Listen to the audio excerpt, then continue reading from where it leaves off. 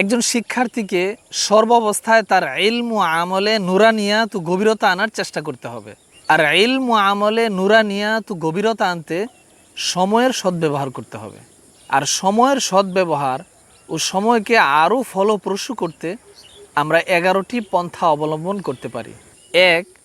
আল ইখলাস, নিয়ত সহি হওয়া, অর্থাৎ সর্বাবস্থায় নিজের মাঝে ইখলাস পয়দা করা। 2. ইত্তিবা ও সুন্নাহ, অর্থাৎ সর্বাবস্থায় নবী সাল্লাল্লাহু আলাইহি ওয়াসাল্লামের সুন্নত ও আদর্শকে অনুসরণ করা। 3. আল ইহসান, অর্থাৎ আল্লাহ তাআলা বান্দার প্রতিটি কর্ম পর্যবেক্ষণ করছেন, সর্বাবস্থায় অন্তরে এই ভাব ও অনুভূতি জাগ্রত রাখা। 4. আল ইতকান, যে কোনো কাজ সুন্দরভাবে ও সুচারুরূপে আঞ্জাম দেওয়া। 5. আল জিদ্দু ওয়ান নাশাত, প্রতিটি কাজ হবে সুচিন্তিত ও উদ্দীপনাপূর্ণ। 6.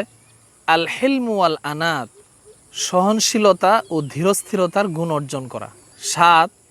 আল ইনহিমাক, আগ্রহ, উদ্দীপনা ও অনুরাগের সাথে কোনো কাজে অনুক্ষণ ডুবে থাকা। 8.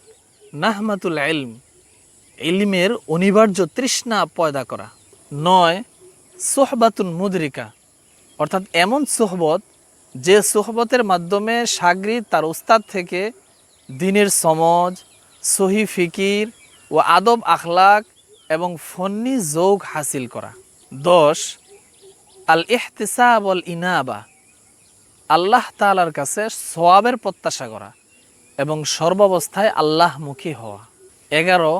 আত-তাকওয়া ওয়াত তাহারা, সর্বাবস্থায় নিজের মাঝে আল্লাহ তাআলার ভয় পয়দা করা এবং গুনাহ থেকে বেঁচে থাকা।